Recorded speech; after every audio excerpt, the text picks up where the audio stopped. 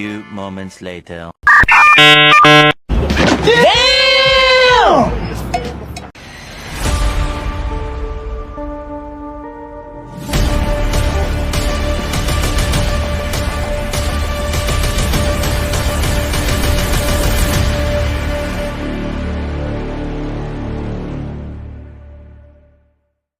Sampah plastik yang paling serius mendapatkan perhatian.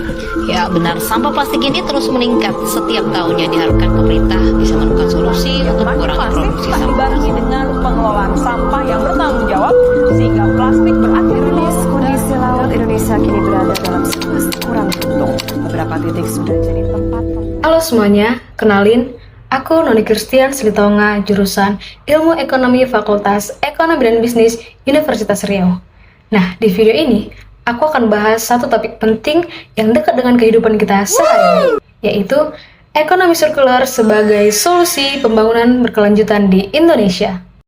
Kenapa sih Kak itu penting?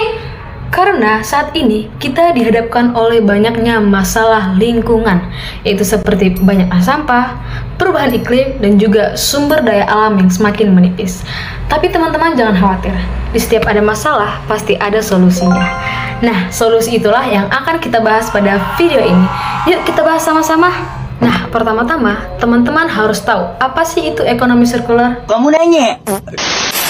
Dengan konsep sederhananya, ekonomi sirkular merupakan bagaimana caranya agar barang-barang yang kita pakai tidak langsung dibuang, tapi bisa dipakai ulang, diperbaiki, atau didaur ulang.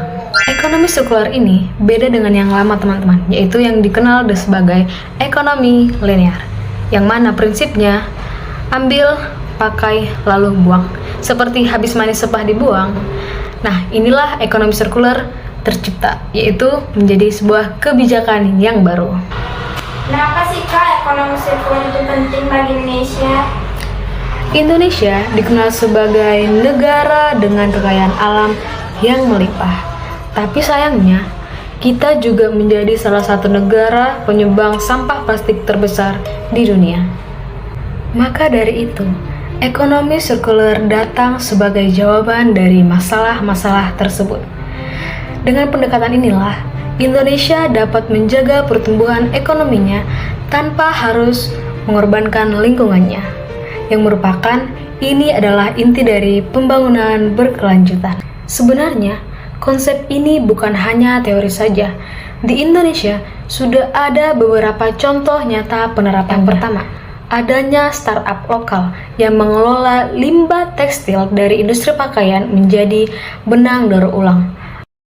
Lalu yang kedua, ada juga bank sampah digital yang dimana memberikan insentif kepada masyarakat untuk memilah dan menyerahkan sampah anorganik mereka. Dan bahkan di beberapa kota sudah mulai diterapkannya sistem Zero Waste Lifestyle, yaitu di beberapa lingkungan sekolah dan juga lingkungan. Jadi, bisa kita simpulkan bahwa ekonomi sirkular ini merupakan solusi yang konkret dan kelanjutan bagi lingkungan hidup, ekonomi, dan juga kualitas hidup untuk generasi masa depan. Ayo, kita mulai dari diri sendiri. Mulai dari hal kecil, seperti membawa tas belanjaan sendiri yang tentunya ramah lingkungan ya. Lalu yang kedua, memilah sampah. Dan yang ketiga, membeli produk-produk yang tentunya ramah lingkungan.